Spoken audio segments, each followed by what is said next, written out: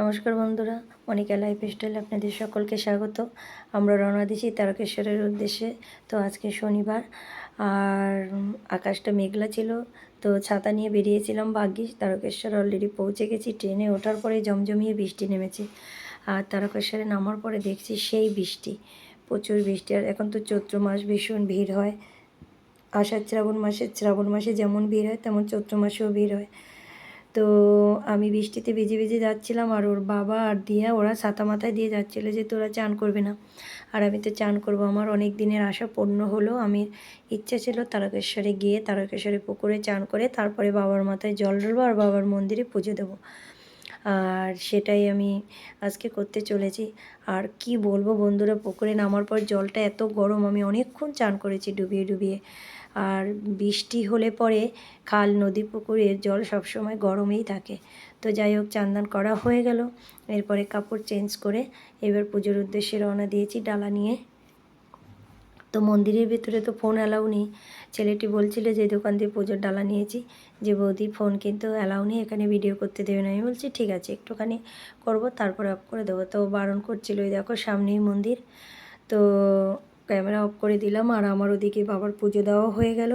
এইবার জল ঢালার জন্য লাইন দিয়েছি।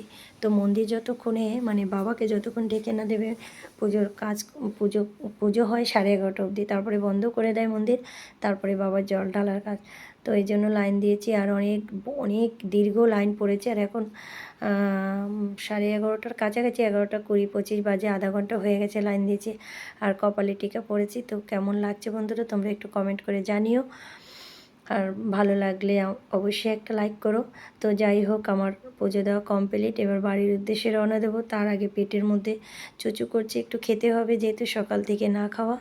তো এখানে সব দোকানদাররা ডাকাডাকি করছিল খাওয়ার জন্য। তারপর যাই হোক, অবশেষে এই দোকানটায় ঢুকলাম, দেখি কি খাবার দাবার আছে। ওর বাবা বলছিল লুচি খাবো, তো আমি বলছি দেখো সারাদিন না খেয়ে রয়েছে, এখন আমি লুচি খাবো না, আমি একটু ভাতই খাবো, নিরামিষ ভাত। আর তো ঢুকলাম, এরা তারপরে বলল এদের থালির কত কী দাম আর কোন থালিতে কি কি থাকবে। তো যা দাম বললো সবই দেখলাম প্রায় একই, একটু 19-20। তারপরে যাই হোক, আমরা একটা থালির অর্ডার দিয়ে দিলাম। তা এবার আমাদের থালিটা আসবে, তো তোমাদেরকে দেখাবো কত টাকার থালি আর থালিতে কি কি দিচ্ছে। ওর বাবা বলছে ভগবান, এই খাবারের এত দাম, মানে শুনেই বলছে। আমি বলছি ঠিক আছে, যাও খেতে যখন হবে, ঠিক আছে, আর কি করার আছে। আর তৃতীয় স্থানে এসেছি, এখানে আর দামাদামি ওসব বলে কোনো লাভ নেই। তো যাই হোক, আমাদের খাবার চলে এসেছে। এই 80 টাকার প্লেট। 80 টাকার প্লেটে কি দিয়েছে, ডাল দিয়েছে, তোমার শুক্তো দিয়েছে, আর একটুখানি আলু ভাজা, আর কি আচার দিয়েছে, আর দিয়েছে ডালনা, ধোকার ডালনা। তো যাই হোক, মানে ডালনাটা তো আমি একদমই খাইনি, শুক্তো আর ডাল দিয়ে একটু ভাতটা খেয়ে নিলাম। এরপরে আমরা রওনা দিলাম বাড়ির উদ্দেশ্যে। তোর বাবা এখানে এসে বলছে এই যে দেখো হাতের ডান দিকে যে দোকানটা খাবারে, বলছে এখানে 50 টাকা থালি, এখানে খাবারটাও ভীষণ ভালো, তুমি বললে বলে ওখানে ঢুকলাম। ওর বাবা যেহেতু প্রতি বছর আসে আর এই সব জায়গা খায়, তা বলছিল আমাকে, তাই আমি বলছি ঠিক আছে ছেড়ে দাও। তো দোকানগুলো সাইডে দেখছিল ওর বাবাকে, বেশ সুন্দরভাবে সাজানো আর বিভিন্ন রকমের জিনিসপত্র। তাই আমি বলছি এখান থেকে কিছু কেনার দরকার নেই, বাড়ি চলো, প্রসাদটাই এনাফ, প্রসাদ নিয়েছি এটাই এনাফ। আর এই দেখো সাইডে কি সুন্দর একটা পুকুর, দারুণ পুকুরটা। এই দেখো অনেক হোটেল আছে এখানে, অনেক।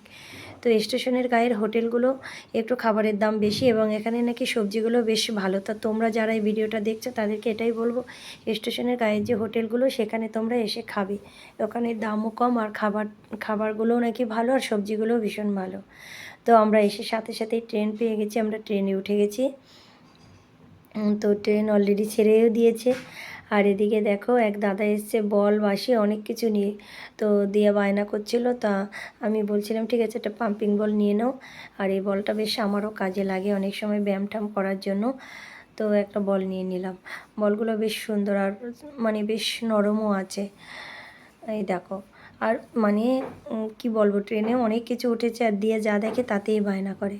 তো ওনাকে জিজ্ঞেস করছিলাম কত টাকা দাম, উনি বলছিল 20 টাকা দাম।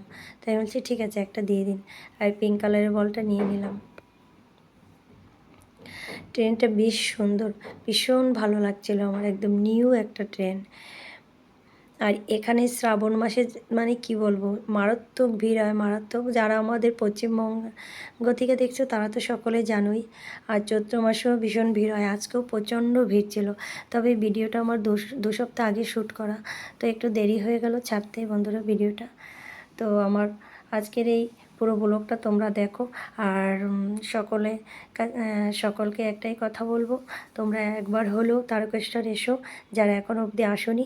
খুব সুন্দর একটা জায়গা আর খুব সুন্দর পরিবেশ। দেখো সাইডের পরিবেশটা তো মানে ভীষণ সুন্দর। ট্রেন দিয়ে যখন আসছিলাম এখানে বিভিন্ন রকমের চাষবাস হচ্ছে, আলু আরও সবজি দেখলাম, মাঠের মধ্যে টমেটো, এটা মানে অনেক ধরনের সবজি, সিম টিম দেখছি লাগানো, মানে বরবটি এইসব দেখছিলাম। আর এদিকে দেখছি বড় বড় পুকুর, যেগুলোকে ঘের বলে, মাছ চাষ হয় এখানে। এক জায়গায় দেখেছিলাম মাছও ধরছে, তা আমি এখানে একটু স্পিডটা বাড়িয়ে দিয়েছি, এই জন্য হয়তো তোমরা বুঝতে পারছো না। আর কি সুন্দর পরিবেশ, সবুজে সবুজ, মানে সেই লাগছিল। আর বাবার মাথায় জল ঢালার পরে যেন মানে কি শান্তি, কি শান্তি। শ্রাবণ মাসে আসলে তোমরা বাবাকে সরাসরি কেউ দেখতে পারবে না, আর এই টাইমে আসলে তাও সরাসরি একদম বাবার মাথায় জল ঢালতে পারবে। তো আমরা কথা বলতে বলতে অলরেডি শেওড়াফুলি চলে এসেছি, আর বেশিক্ষণ নেই, আমরা একটু পরেই নেমে যাব। তো আজকের ভিডিওটা কেমন লাগলো বন্ধুরা তোমরা কমেন্ট করে জানিও, ভালো লাগলে একটা লাইক করো, আর সাবস্ক্রাইব করে তোমরা সকলে আমার পাশে থেকো। তোমরা সকলে ভালো থেকো, সুস্থ